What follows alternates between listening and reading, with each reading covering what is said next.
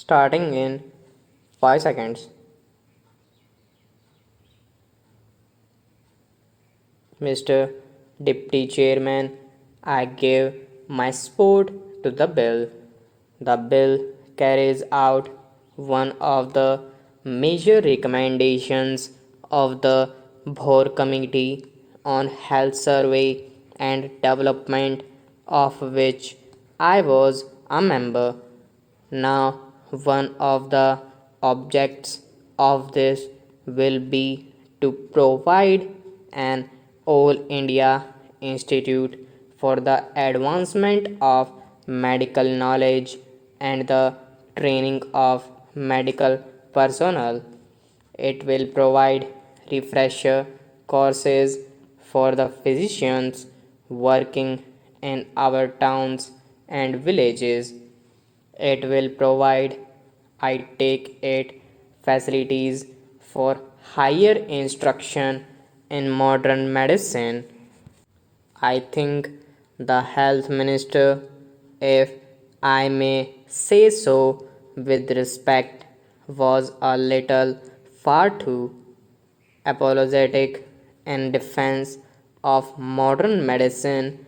We don't stand today where we did 4,000 years back when our ancestors had creative minds and did a very great deal in the world of medicine.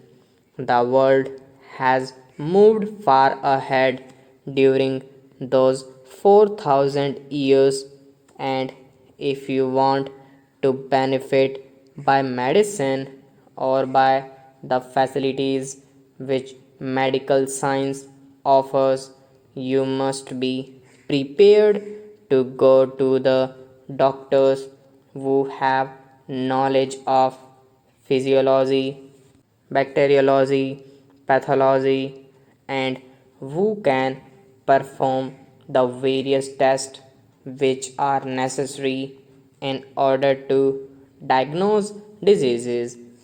There is a very great deal that can be done by way of research. Now, I should have liked some more light to be thrown on the organizational side of the institute. One of the questions which we had to consider was whether this institute should not be affiliated to the Delhi University or to any other university for that matter. We came to the conclusion that it should serve, it should function as an autonomous institution having more or less the status of a university.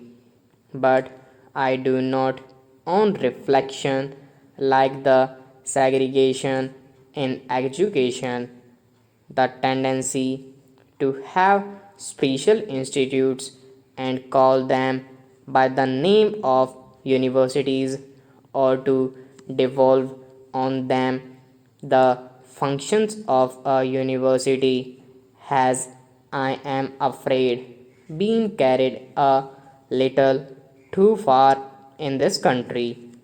We have an engineering university and we have, I suppose, a technological institute. Should they call themselves universities? Now, a university is a place where knowledge is integrated. It is a place where you have researchers and professors of various branches of knowledge working and cooperating together for the advancement of learning. It is an advantage to have a big institution of a specialized character affiliated to a university.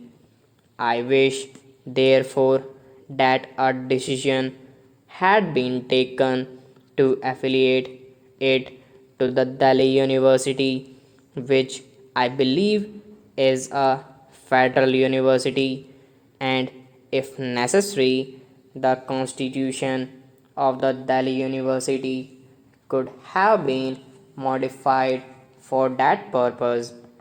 Another thing that I would like to say is this: I have gone through the bill and I find that far too much has been left to be filled up by the rules to be made by the executive government.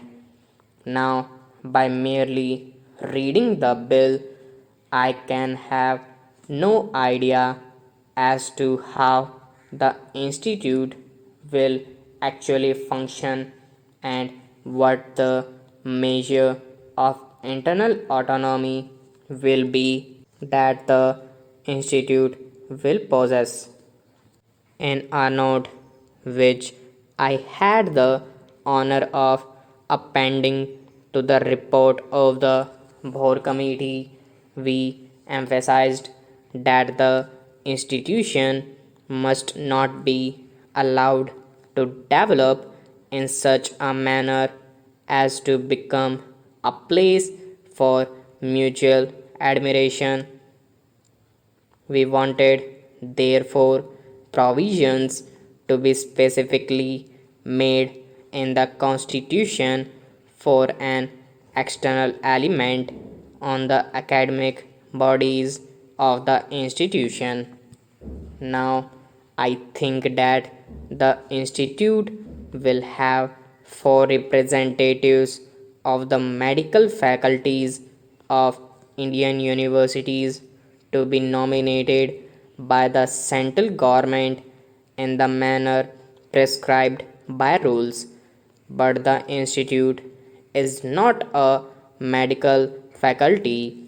The institute will have a governing body, and there will be many other bodies which will work as part of the institute.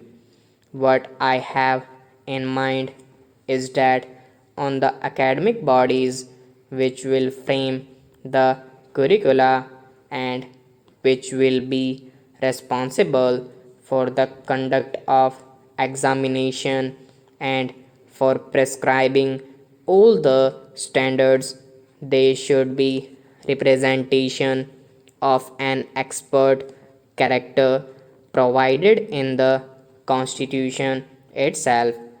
I should like, Mr. Deputy Chairman, the position to be clarified in this respect by the Health Minister.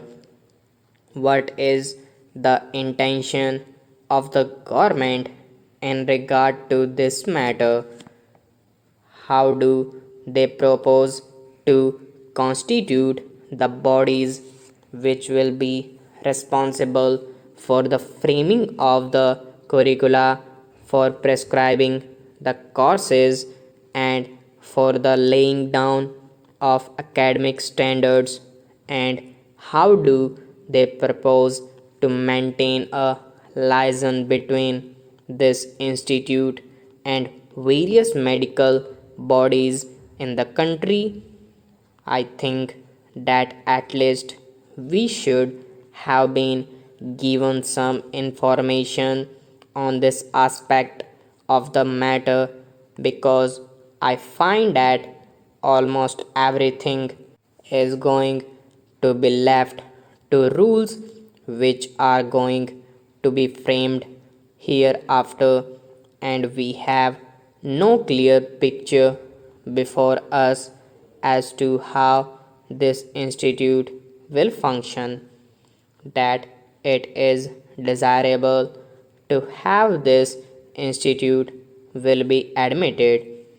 It is becoming increasingly difficult for our young men to get facilities for higher education in the bigger universities of Western countries. Those universities have their own problems. They have got to think of providing for their own young men first, and it is essential that we should have an institute in this country of a very high character where it is possible for research to be carried on under almost ideal conditions. We do not want to lag behind in the race for knowledge in the modern world so far as knowledge and research are concerned. While we have produced eminent physicians and while we have produced good practicing surgeons, it is a matter for regret that our output, so far as medical research is concerned, is poor. There are some people who have research to their credit that one reason for the lack of output in research is that the abler physicians in our medical institutions are allowed private work. They devote too much time to private practice. I have known professors of pathology and anatomy. Stop.